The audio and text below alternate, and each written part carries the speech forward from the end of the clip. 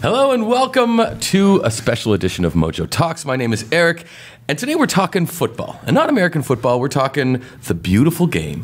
We're talking footy, we're talking soccer, because it's World Cup fever all over the world, for that matter. And so we've assembled an esteemed panel over here. We have Danny Payne, radio DJ, PR man, voiceover artist, and huge football fan. How you doing, Danny? I'm very well, thank you, Eric. How are you doing? I'm good, thank you for joining us. We also have Paul Desbaillets, who is the founder of the Goal Initiative, a very cool soccer-oriented charity event. How you doing, Paul? Very well, thanks for having me. And we have Karbasfrooshan, who's the founder and CEO of Watch Mojo, and he happens to have a lot of opinions about soccer, football. You've been away for a while, and I've been following your posts on social media. You're quite the opinionated man when it comes to soccer. Just soccer, just football. Right, exactly. Just that. So your team is out. España is out. You guys the both perennial underachievers, except for that glorious 6-year period. But yeah. Except for when they were the greatest. They were the greatest team ever, exactly. Which were the golden era of my life. But we're now talking about the game that just ended, where France edged out Belgium. That was a pretty slick game. There was a bit of flipping and flopping in there. I heard some of you guys commenting about that. What do you think of the game, Danny? I tell you what, this was a local derby, right? In international football, you won't get a more local derby than France-Belgium. Shared language, shared border. Yeah. Belgium used to be a part of France, and it was played like that as well, right? Oh yeah, you find. You know, there was no quarter-asked. It was tight. There was a few moments of fancy trickery, but it was mainly get tough. The job done. It was physical. No, you're absolutely right. You're absolutely right. It was an interesting game. It didn't have the pizzazz that what you're talking about. There's a lot of undertones. There's a lot of different things that are sort of when specifically these two meet, and they don't meet very often, and not in something with such heavy undertones. Whoever wins is on to the final. I mean, it's fantastic. Stakes is high. Stakes are high. But you're wearing. Yeah. Okay. Well, this is. I'm going to take it off so I can actually see who I'm talking to. But the idea here was in honor of somebody that I work with, who's a huge fan, and who is probably very disappointed. Very disappointed. Yeah. But you know what? It's sort of we watched some of the match. We watched the second for sure all together, and France deserved to win, and it's not one. The first is the first, and the second half is the second half. But when we were watching it, I don't feel that anybody was robbed. It was France's, and they took it. Yeah, I think these are two of the teams that were most stacked. A lot of the other teams had maybe one player and who carried the rest of the group. Brazil, even though not necessarily a one-man show, definitely Portugal, Argentina even. Generally one player who's kind of the talisman and the rest are following the guy's lead. Here, I think what you saw was Belgium probably played dominated the first half, had the better opportunities, but France still managed to get some really impressive chances. But I think they went into the half, and I think France kind of realized that they said, hey, let's not pull a Germany or let's not pull a Spain. Let's not get cute. Let's not have all this foreplay little action. Let's just break through and get a goal. And that's what they did. And then, I think then France was just too strong. You didn't really see Lukaku in the second half. And I mean, just you saw the dynamics change, and France was just way too powerful. And I think going into the tournament, you kind of felt like they didn't even have Benzema, and they had so much depth. Missing Koscielny as well. It's interesting you say that. There's 2 points here. My thoughts before the tournament were Belgium have the best starting 11, and France have the best squad overall. I think so they were. Right. Brilliantly matched, and interestingly, France came out for the second half as if they had got a rocket at half-time. Now, Belgium went into half-time, and their coach is a guy that got sacked by Everton, has a middling managerial career. France went in half-time to a guy that won the World Cup as France captain in 1998. Do you think that might have made a difference? Because France came out of the blocks and were flying in that second half. No, that's a great point. That's a great point. For sure that made a difference. That talk, that halftime talk is... What do you think he said? Well, actually, just before what he said, and the goal that France scored was very reminiscent of Zidane's goal against... Yeah, I mean, I think ultimately you saw that Belgium, even though going in they hadn't lost in 2 years, you knew that they were going to compete, and I think they had a fantastic tournament. Look, the path that Belgium took to get to this match was much tougher. Look at they faced England. England had a relatively easier path to the semis, so they have nothing to be ashamed of. But I almost felt going into it that Belgium could have beaten France, and just one shot going slightly differently, they would have had the lead going into the half. Hands down. Yeah. Hands down. Not to cut you off, but the Belgium should. You're fitting in perfectly at Watch Mojo. Cut me off all you want. The scoreline should not have How been. long have you been working here? 1-0 to me is a boring game. Greg, I'm sorry. was this a disappointing game? Yes, for me as an outside fan. Remember, I'm watching the game as an England fan, and when England's not playing, I'm watching everything else, and I'm trying to get excited about what I'm watching, right? So you're looking at goals that are going on in the 89th, 90th minute. Everything's a set play. Everything's done in the box. Everything's a corner kick. There's a lot of action usually at the end. Today's game, considering where you were going to end up when you win, should have been an all-out affair, like an affair. It should have been no. But everybody teams, up, even the keeper. No, but you got to just bear in mind that both teams have scored so many goals into the lead up to this match. So I think you do get to a point where you're like, okay, and look, each team had 5-6 really good scoring chances, not shots on net. And the goalies, let's give a little bit of credit to the goaltender. Lloris played well. Yeah, Lloris played out of this world in the first half. And look, ultimately, I was pretty happy with the game. It was, I was expecting a good match. And again, really an argument for pro-immigration when you looked at the variety and the. But of the games that you've seen, but the games that you guys had all watched during this World Cup, you're going to tell me this was really a really great game? No, this was not even. This is boring compared to what you've seen. But that's a testament to the tournament we've had. Obviously, Putin has paid off the referees properly.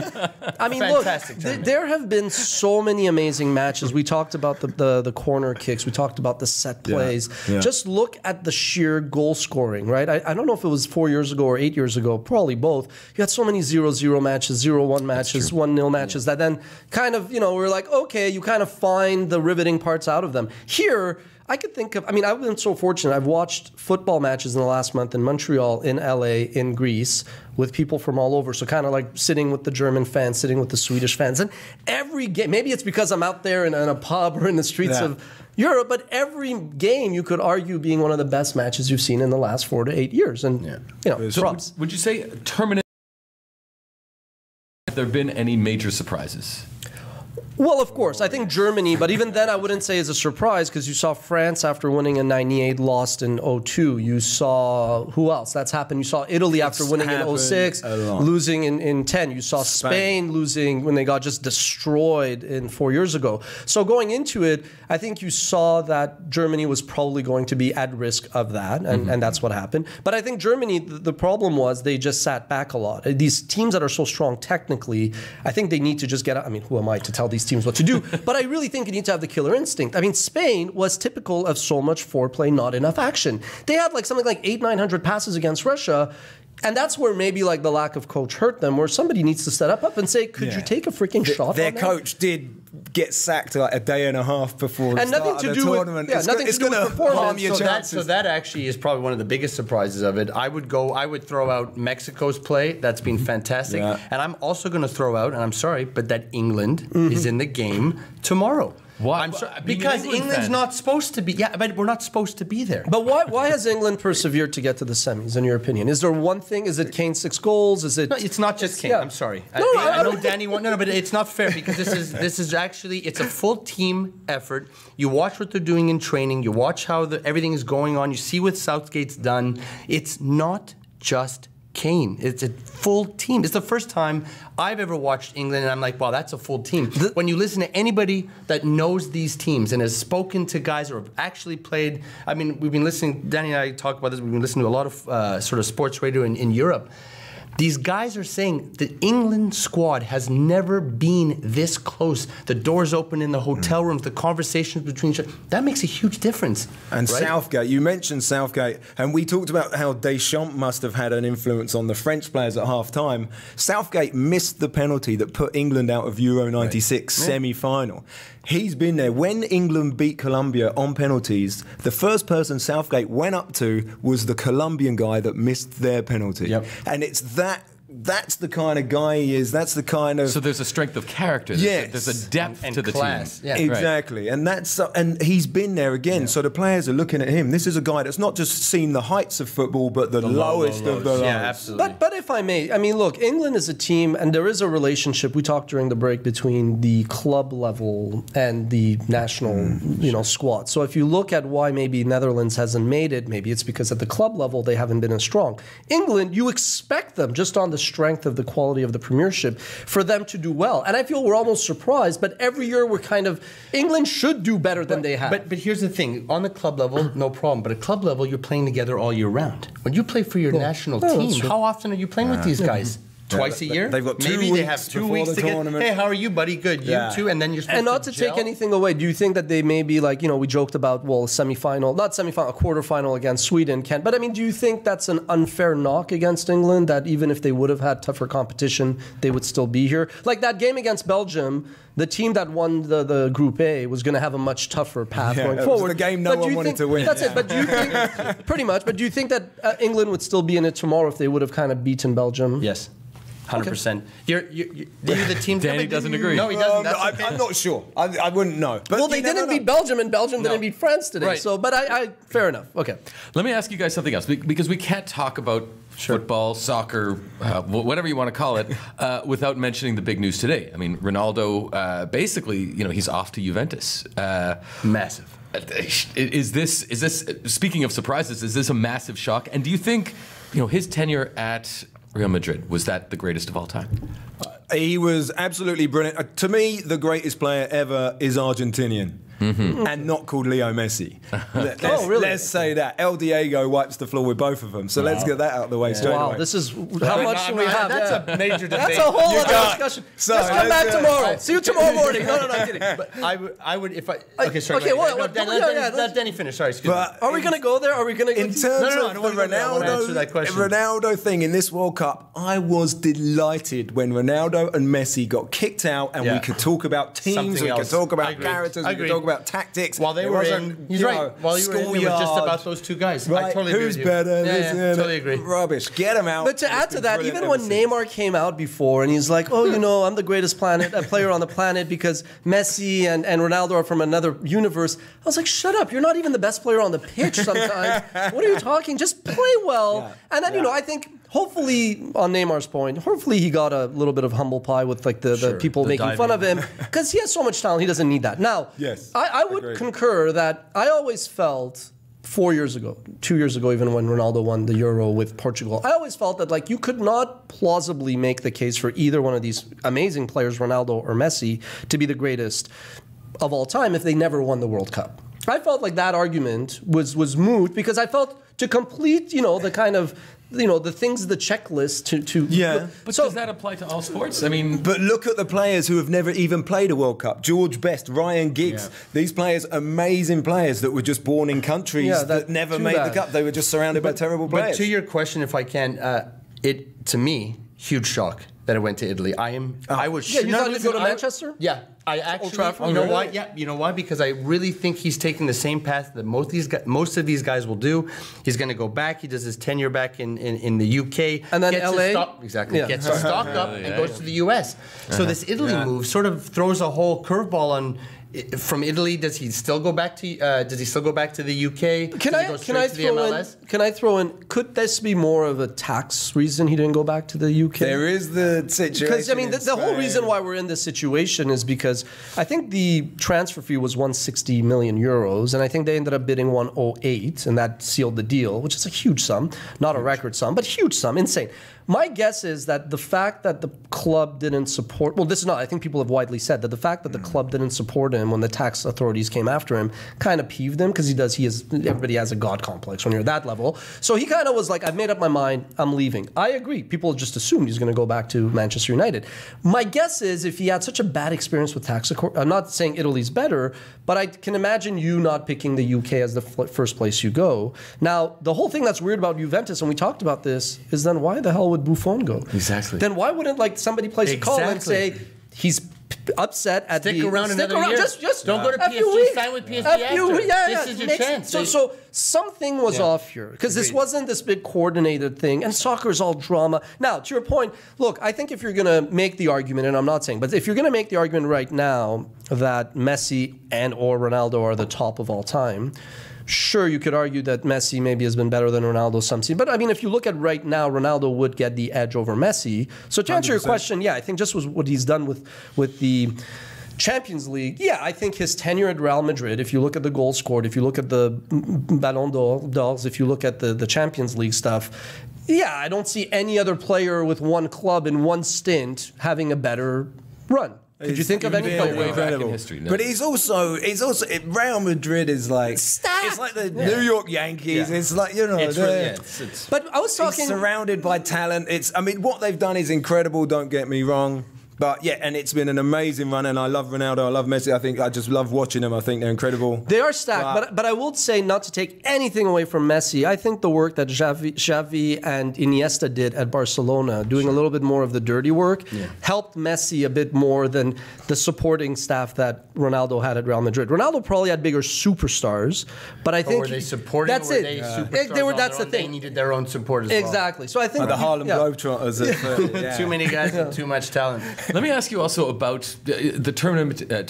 I'm having a problem with that word. The tournament in general this year. Russia as the hosts. Did they?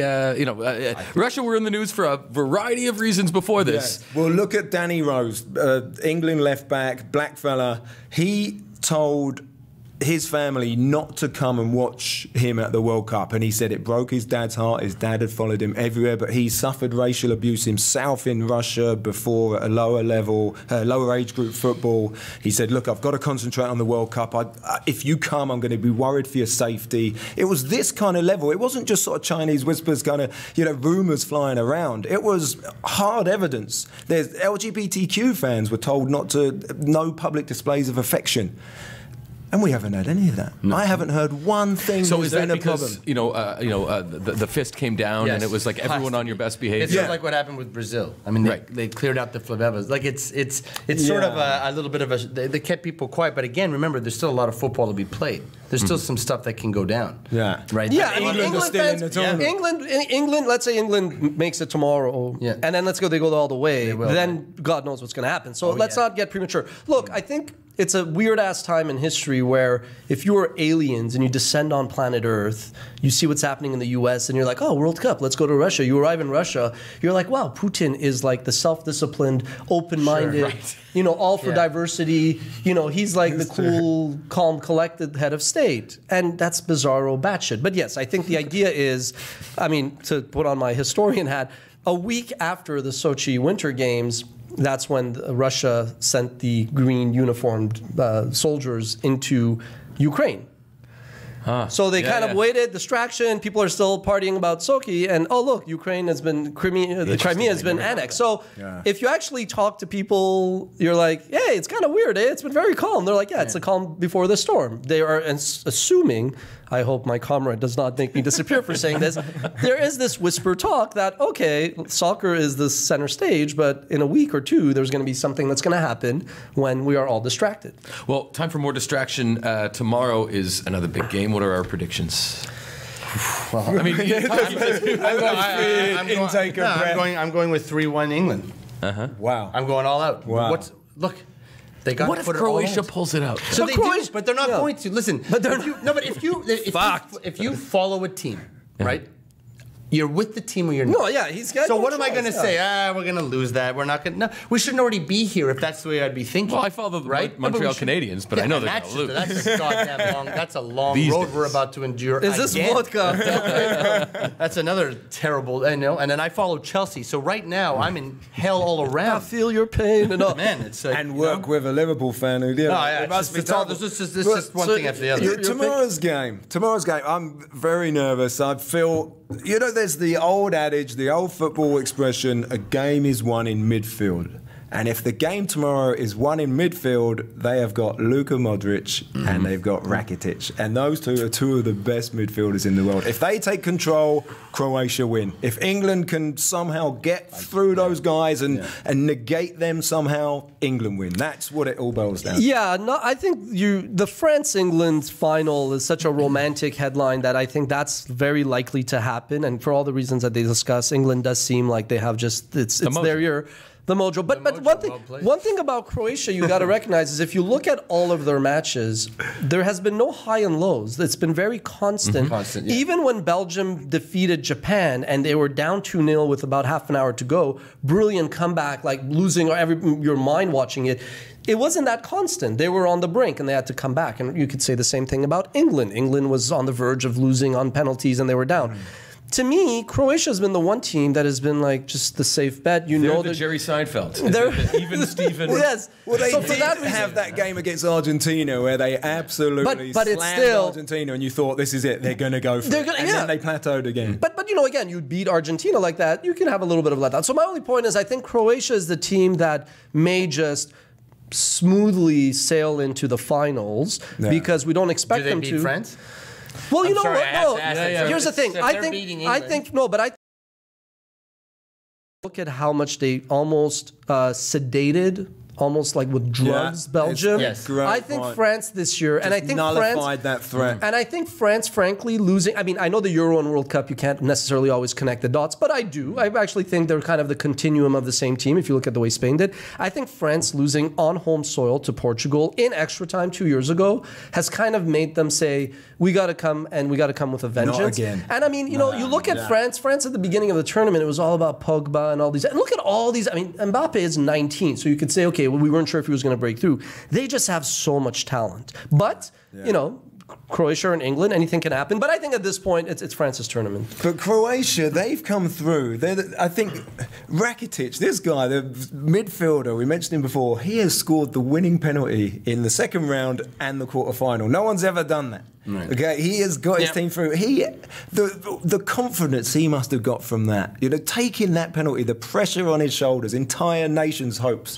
Twice. Millions and millions of people watching. Done it. He's done it twice. This guy, he must be flying right now. Now, one thing I think England have got an advantage on Croatia, they've gone to extra time twice. That Russia game, they looked out on their feet. That Gareth Southgate called it after the Colombia game. They said it looked like a scene out of MASH. It was similar it was similar to the Croatia-Russia. Like the keeper was injured. They were maybe switching him for the penalty shootout. There were cramps. And it was all going on. Now, maybe that tiredness will set in. Maybe that's what's going to give England At what point is exhaustion going to play a factor here? Right. And England also had that game against Belgium where the B teams played against each other. So they had a game. There's too much on the line. Exhaustion is not. These guys are pro athletes. Yes, they can be tired. But it's that 1%. Professional sport is about that 1%. But there's that 1% that also ignites you and says, "You're not taking this from me." 4 years ago, 4 years ago in Brazil, because of the heat, the humidity, the this and that, I think you could have made a bigger point about exhaustion. But I think at this point, it's not just these guys are world-class athletes. You don't see it when you see them flopping. But the reality is these guys are tanks. Is that a subject? No, these guys are tanks. Well, listen, we could get to the flipping and the flopping, but I also think, we do want to do a versus, something that we're known for Sure, but if you don't mind, I don't want to hijack. You raised a great point earlier. He's like, please go on here. But remember what you said about the red cards? No, you said something about the red cards and flipping and flopping. You said the way to get this out of the game is to come down harder. You think is that? But are they going to do it? No. They won't. No, they won't because listen, they're still in the look. Just like they're still fighting in hockey. Yeah, but the game is going. But this is so much. Because the game is going through so much right now with VAR and right. There's so many elements that they're trying to modernize. But at the same time, you got to be careful. You can't do it all in one big shot, and then there's nothing left, right? And would you keep VAR? I would. I think that it needs to. Me too. I think you need to sort of get it right. But I think it's fantastic for the game. The EPL won't use, the BPL won't use it this year because of what everything's gone on. They're going to wait another year, but it will be there. It will 100% be there. But how many bad decisions, important decisions, has it eradicated? Someone won a penalty. Neymar won a penalty by flopping. Went to VAR. Cancelled because they saw. And I think with the red card, sort of like what you were saying about with the NHL and head hits and all that other stuff. If they come down hard just a few times at the next tournament, or at least let's say they test it out with the Euros that are coming, and they just. Listen, this is how it's going to go. It won't take long before one or two guys are totally booted out and you're just like, what just happened? Oh, yeah, right, those are the new rules. They'll get it. They'll be fine. But I was thinking even if it's not a straight red because it's difficult to bring in real time during the game, why don't they use the VAR, the video replay, after the game? You flopped, after the game. You missed, but you missed the next game. Shaming. No, public shaming. Like public shaming. Just they should just be looping that. Like, well, they already are with the memes. What happens if the red card would have changed the outcome? Because instead of being at 11, it's 11-on-11 the whole game. If that guy if Neymar had gotten his red, but that changes.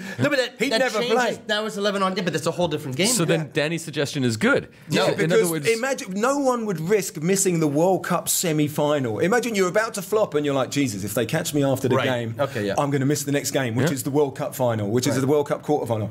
They're not going to do it. They're just going to stop.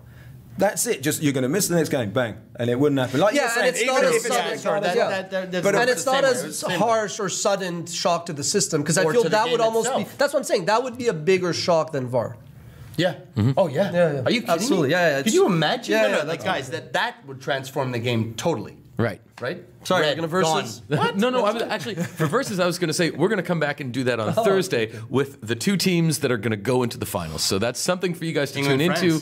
Well, sorry, man. You just jinxed them right there. No, I didn't. Please. I didn't. Well, it'll be interesting to see. Thank you guys for joining us. This was a fascinating conversation. We'll do more of this. We'll do a versus. And let us know what you guys think in the comments because people around the world have a lot of things to say. Go England, I guess. Yeah, for sure. Go España, and go everyone else. Thanks a lot. See you guys later.